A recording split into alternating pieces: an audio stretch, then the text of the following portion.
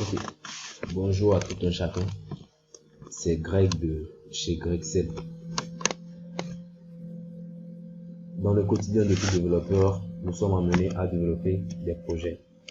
Et de projet en projet, il y a certaines tâches qui se répètent, notamment le fait de charger des combo box, le fait de charger des list box, le fait d'insérer les données issues d'un formulaire de saisie dans une feuille de calcul Excel, le fait de modifier les données, et j'en passe, et bien d'autres.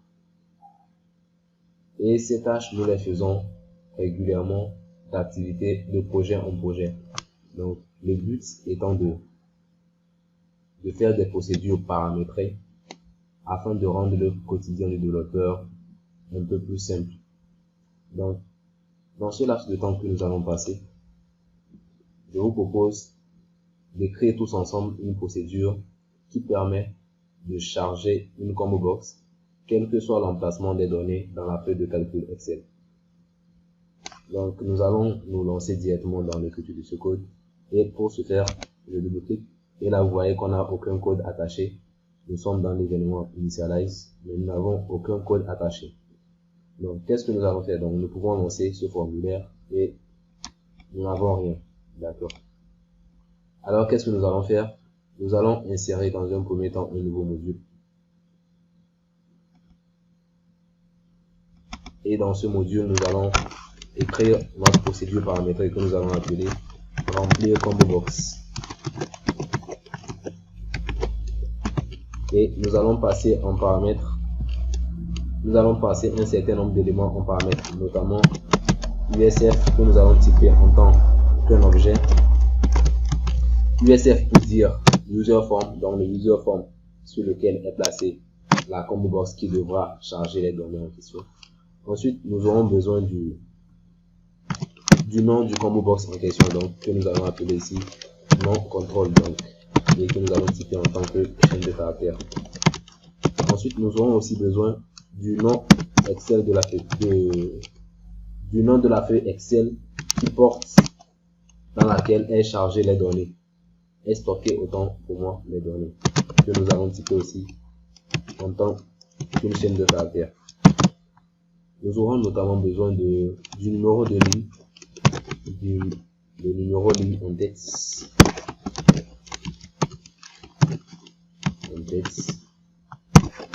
que nous allons typer en tant qu'un entier. Numéro ligne en texte, pourquoi?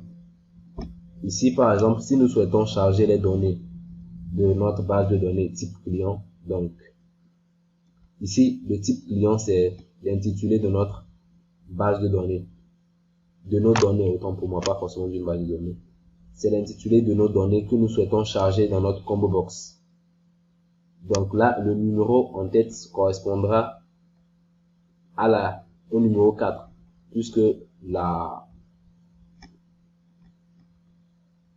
l'intitulé de nos données se trouve sur la ligne 4 et nos données commencent par la ligne 5. Donc, nous allons passer en argument le numéro plutôt de l'intitulé, donc la ligne 4 ici dans notre cas présent, la ligne 4, et nous sommes sur la colonne 8. Okay. Donc ici, après avoir passé en argument le numéro de la ligne, nous allons passer également le numéro de la colonne, numéro colonne.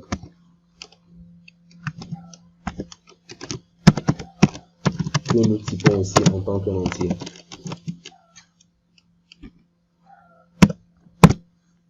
Ok. Nous allons déclarer ensuite un certain nombre de variables. En l'occurrence, une variable que nous allons appeler WS et que nous allons typer en tant qu'une feuille de calcul, donc as worksheet. Nous allons directement instancier cette variable en faisant cette WS est égal à 10 workbook.sheet dans quelle feuille nous voulons instancier la feuille non feuille que nous avons passé en paramètre, donc non feuille. Voilà. Une fois que nous avons fait cela, nous allons incrémenter le numéro de la ligne en tête. Donc numéro ligne en tête est égal à numéro ligne en tête. Donc voilà. Est égal à numéro ligne en tête plus 1. Pourquoi nous faisons cela? Je reviens dans le classeur. Ici, nous avons passé en argument le numéro de ligne de l'entête de nos données. Et ici, c'est le numéro 4 dans notre cas. Mais les données que nous allons charger, nous souhaitons charger à partir de la première donnée, notamment ici, personne morale, personne physique, et ainsi de suite. Nous ne souhaitons pas charger l'intitulé de nos données, mais nous souhaitons charger uniquement les données. Donc, nous incrémentons le numéro de ligne pour qu'on puisse passer directement à la première donnée de notre base. Ok, une fois que nous avons incrémenté ce numéro, nous allons ensuite boucler sur toutes les données afin de pouvoir les charger dans notre combo box. Et pour ce faire, nous allons utiliser la boucle while whens. Donc while quoi? Là je vais mettre du vide tout simplement pour pouvoir passer afin qu'il n'y ait pas d'erreur qui se génère. La boucle while se boucle avec le mot-clé whens. Ok. Donc la boucle while when veut dire tout simplement tant qu'une condition est respectée, la boucle s'exécute. Donc dans notre cas, qu'est-ce que nous souhaitons? Tant que la valeur, donc ws.cells, ici nous allons passer comme numéro de ligne en tête, et comme index colonne, numéro colonne, point value. Donc, tant que la valeur de cette cellule est différente du vide, nous allons boucler. Je reviens dans, voilà. Tant que la valeur de cette cellule est différente du vide, nous allons exécuter la boucle et passer au tour second de la boucle. Ainsi de suite, jusqu'à ce que nous nous rencontrions une cellule dont la valeur est égale à du vide, et ce qui mettra fin donc à notre boucle. Ensuite, une fois que nous sommes dans la boucle, qu'est-ce que nous allons faire? Nous allons charger notre combo box. Pour ce faire, nous allons déclarer une autre variable que nous allons appeler élément, et que nous allons typer en tant que chaîne de caractères. Et qu'est-ce que nous allons faire? Nous allons charger tout simplement la combo box en faisant USF, donc notre formulaire, .controls, non control, qui correspond au nom de la combo box, .add item, donc pour ajouter un élément dans un combo box, nous utilisons la méthode add item. Add item de quoi? Add item de élément, tout simplement. Sauf qu'ici, jusqu'à présent, nous n'avons rien dans la variable élément. Donc nous allons stocker dans notre variable élément la valeur de la cellule en cours sur laquelle la boucle est en train d'être exécutée. Donc nous copions ce bout de code et nous l'affectons à notre variable élément, tout simplement. Donc là, c'est à peu près fini. Je vais tout simplement détruire les variables que nous avons créées, notamment la variable feuille de calcul. Donc je vais la détruire en faisant est égal à nature. Je vais aussi détruire la variable formulaire USF qui sera égal aussi à du marquing, tout simplement. Donc là, si je laisse le code tel quel, nous allons rester dans une boucle infinie, puisque nous allons boucler sur la même cellule dont la valeur est différente du vide, et nous allons rester dans une boucle infinie. Donc pour éviter cela, nous allons passer nous allons recopier ce bout de code, voilà, et le coller quelque part ici, puisque nous restons toujours sur la même colonne, mais c'est la ligne qui change afin de stocker les données progressivement.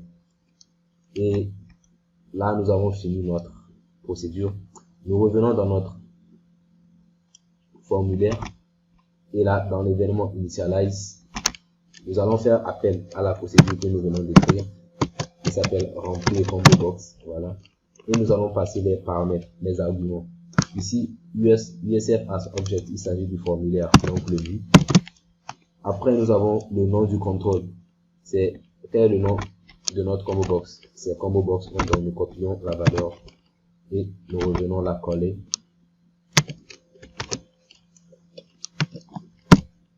Ensuite, nous passons au nom de la feuille. Le nom de la feuille, c'est le nom Excel de la feuille sur laquelle nos données sont stockées. Donc ici, ça est de la feuille settings. Nous copions cette valeur et nous venons coller également. Ensuite, le numéro ligne en tête. Et comme je l'avais déjà expliqué, ici, il s'agit de la ligne 4. Donc, je mettrai ici 4. Et ensuite, enfin, le numéro de la colonne. Ici, la colonne H correspond au numéro 8. Donc, nous revenons et nous mettons 8 comme numéro de colonne. Et nous fermons. Là, nous pouvons tout simplement lancer notre formulaire. Et là, comme vous pouvez le voir, notre combo box a chargé bel et bien les données qui sont les données du type client. Et nous voyons que notre code marche très bien.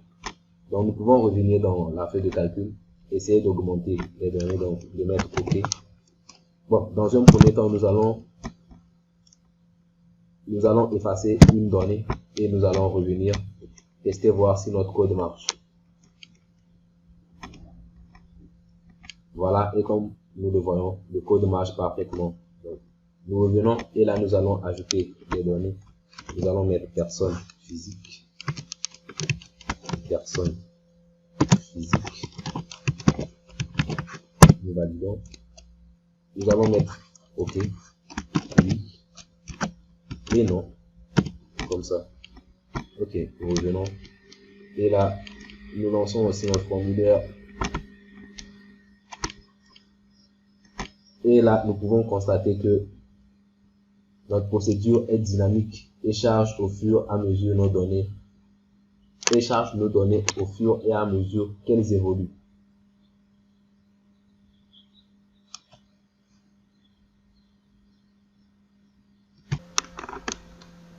Ok, donc là, nous avons notre procédure paramétrée que nous pouvons appeler dans n'importe quel projet et passer les paramètres, les arguments en paramètres et nous aurons et notre combo box sera chargé en toute tranquillité. Nous pouvons donc nous arrêter là puisque nous avons fini. Nous avons fini ce que nous avions à faire. Nous avons chargé parfaitement la combo box qui est dynamique. Et là, un problème se pose. Si je viens ici et que je rajoute la même valeur non par exemple et que je lance la combo box, nous pouvons constater que le nom a été chargé deux fois. Oui, parce que le deuxième nom fait partie aussi de nos données. Mais si nous souhaitons charger uniquement les données sans doublon, comment faire? C'est ce que nous allons voir maintenant. Nous revenons donc dans la procédure que nous venons d'écrire. Et pour pouvoir charger nos combo box à travers la procédure que nous venons d'écrire sans doublon, nous allons donc utiliser un objet, notamment l'objet dictionnaire, afin de pouvoir charger les données sans doublon. Donc nous allons définir une nouvelle variable que nous allons appeler dico et que nous allons typer en tant qu'un objet as object. Voilà. Et ici nous allons créer cet élément. Donc set dico est égal à quoi? Dico est égal à create object. Nous allons utiliser la fonction create object. Et là, nous créons l'objet dictionnaire qui fait partie de la bibliothèque scripting. Donc scripting.dictionary. Voilà. Donc pour plus, si vous ne maîtrisez pas, si vous n'avez pas des notions sur les objets dico, je vous mettrai en description, il y aura un lien vers une vidéo YouTube qui vous explique en détail comment fonctionnent les objets dictionnaires. Donc, une fois que nous avons créé le dictionnaire, à l'intérieur donc de notre boucle, qu'est-ce que nous allons faire? Nous allons poser une condition. If. Ok, nous allons poser la condition après l'affectation. Voilà, quelque part ici. Donc, nous allons poser la condition suivante. If dico .exist de quoi? De élément est égal à false. Donc, qu'est-ce que ce bout de code veut dire? Ce bout de code veut dire si la variable élément n'existe pas dans le dictionnaire, alors nous allons entrer dans la condition. Donc, c'est à cette seule condition que nous allons entrer dans notre condition. Donc, que nous allons exécuter le code suivant. Nous allons fermer la condition. Donc, si l'élément, la valeur contenue dans la variable élément n'existe pas dans le dictionnaire, donc if dico existe, élément est égal à false, alors nous allons exécuter cette ligne de code. Mais bien avant d'exécuter cette ligne de code, nous allons rajouter aussi une ligne de code qui va ajouter notre élément à notre dictionnaire, dico.add, pour qu'au futur cet élément soit reconnu dans notre dictionnaire et que nous ne le chargions pas plutôt en tant qu'un doublon. Voilà, donc dico.add, on va faire un add de quoi? .add de élément en tant que clé et élément aussi en tant que valeur, que définition ou valeur. Voilà, c'est comme un dictionnaire de la vie réelle. Un dictionnaire a un mot et a une définition. Donc là, c'est le mot et là, c'est la définition. Dans le jargon informatique qu'on appelle la clé et la valeur ou la définition. Ok. Donc, c'est tout ce qu'il faut faire pour pouvoir charger une combo box sans doublon. Et ce que nous pouvons faire aussi, c'est de détruire la variable dictionnaire à la fin de notre programme. Donc, set dico est égal à aussi à naf. Et nous allons enregistrer avant de lancer notre code. Ok, bien avant de lancer le code, nous allons faire un petit réajustement. Ici, nous voyons que nous avons mis une condition selon laquelle si l'élément existe déjà dans le dictionnaire, nous n'allons pas entrer dans la boucle. Et si nous n'entrons pas dans la boucle, ça veut dire que ce bout de code ne va pas s'exécuter. Et nous n'allons pas passer à la ligne suivante. Donc, que l'élément existe dans le code, que l'élément existe déjà dans le dictionnaire ou pas, nous devons impérativement passer à la ligne suivante. Donc, pour cela, nous allons faire sortir ce bout de code de la condition et la mettre tout simplement après la condition. Donc, que la condition soit respectée ou pas, nous devons passer à la ligne suivante. Donc, voilà, c'est ça. Ensuite, nous allons revenir et dans notre user form combo, voilà, et nous allons lancer. Tranquille. Donc, si nous venons ici et que nous cliquons, comme vous pouvez le voir, ici nous avons personne morale, personne physique, ok, oui, non. Bien évidemment que nous avons deux fois non, mais un seul nom a été chargé. Donc nous pouvons faire la même chose avec personne physique. Donc nous allons copier cette valeur que nous allons coller ici, que nous allons encore coller. Voilà. Et nous allons lancer. Nous allons relancer notre user form. Et ok, et comme vous pouvez le voir, on a toujours les valeurs uniques, donc personne morale, personne physique, ok, oui et non, sans doublon. Ok, je m'arrête là. J'espère que ce petit passe-temps avec moi vous aura plu. Et lâchez des commentaires si ça vous a plu. Merci et à plus.